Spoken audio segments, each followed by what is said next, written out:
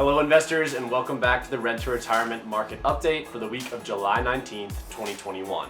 Today we're going to be talking about COVID-19, the end of the Federal Eviction Moratorium, and the current state of play in the U.S. housing market.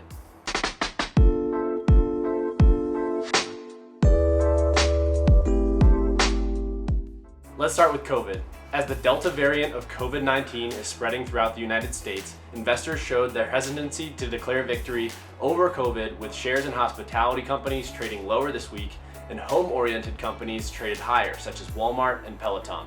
Next, Canada will open its border to fully vaccinated U.S. travelers on August 9th. Will this further affect the hospitality industry's recovery as more U.S. residents choose to travel outside the U.S. instead of domestically? Well, we'll have to wait to find out.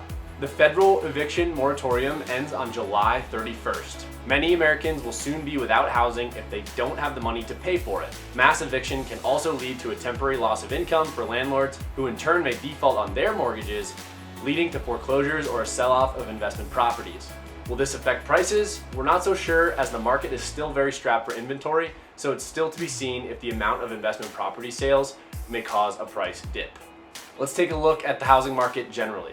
With record low interest rates and high demand, the U.S. median sale price hit a record high of $363,000 last month, up 22.9% from 2020, but median home prices are a lag measure, as it takes a month or so for home transactions to actually close. With rates staying low and inventory still lacking, prices show no sign of dipping too drastically.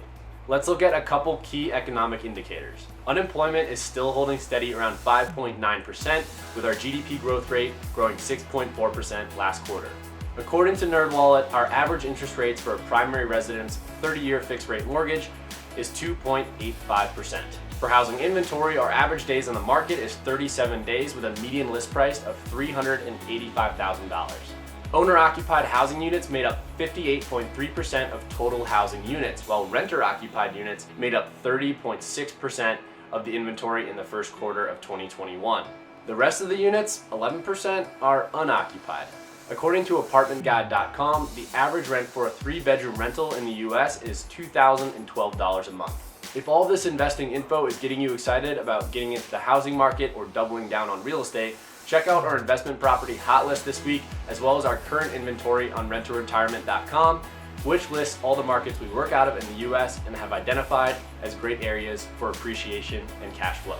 Thanks again for watching this week of Market Recap. I hope this gives you a little better handle on what's happening in this crazy market and economy right now, and makes you a more informed investor so you can make smarter decisions every day. I'll see you next week.